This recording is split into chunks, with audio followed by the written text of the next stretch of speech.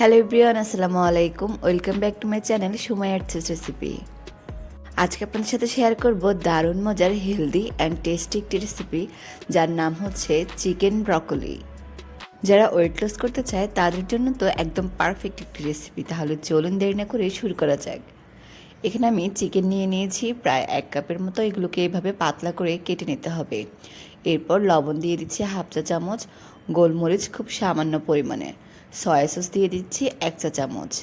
এরপর সবগুলো উপকরণকে খুব ভালোভাবে মিশিয়ে নিতে হবে। মেশানো হয়ে গেলে এক সাইডে রেখে দিচ্ছি।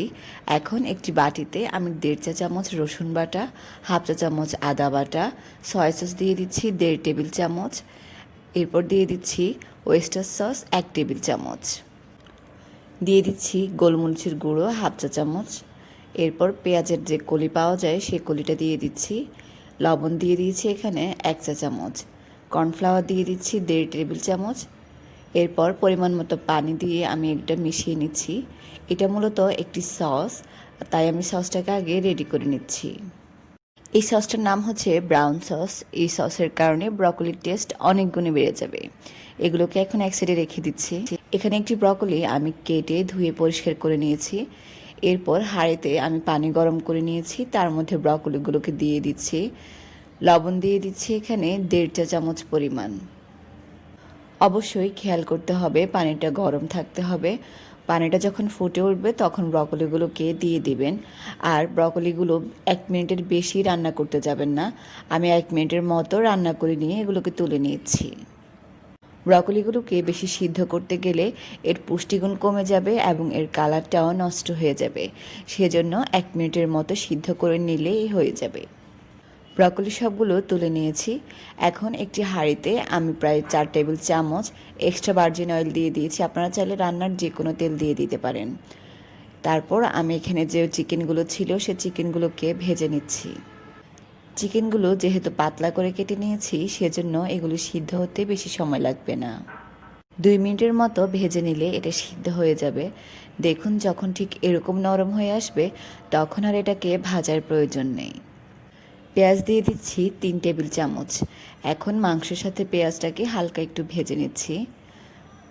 পেঁয়াজটা হালকা নরম হয়ে আসলে এখানে সিদ্ধ করে রাখা ব্রকলিগুলো দিয়ে দিচ্ছি। চুলার আঁচ মিডিয়াম টু হাই রেখে এগুলোকে ভেজে নিতে হবে।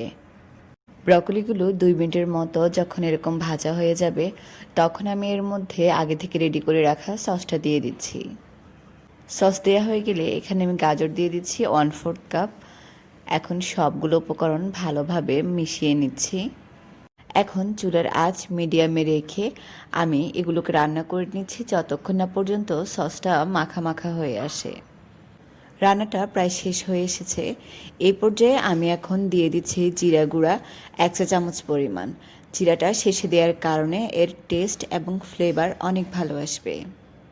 জিরে গুঁড়া দেওয়ার পর প্রায় 30 সেকেন্ডের মতো এটাকে হালকা ভেজে নিলে হবে। তৈরি হয়ে গেল আমার দারুণ মজার চিকেন ব্রকলি।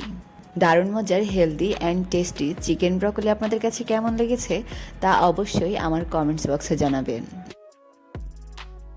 আশা করছি আজকের রেসিপিটি আপনাদের ভালো লাগবে। যদি ভালো লেগে থাকে তাহলে প্লিজ চ্যানেলটিকে সাবস্ক্রাইব করবেন, পাশে থাকা বেল আইকনটি ক্লিক করবেন, তাহলে সবার আগে ভিডিওগুলি আপনাদের কাছে পৌঁছে যাবে। রেসিপিটি শেয়ার করতে পারেন আপনার ফ্রেন্ডস এবং ফ্যামিলির সাথে। দেখা হবে নতুন কোনো রেসিপি নিয়ে। সে পর্যন্ত সবাই ভালো থাকবেন। আল্লাহ হাফেজ।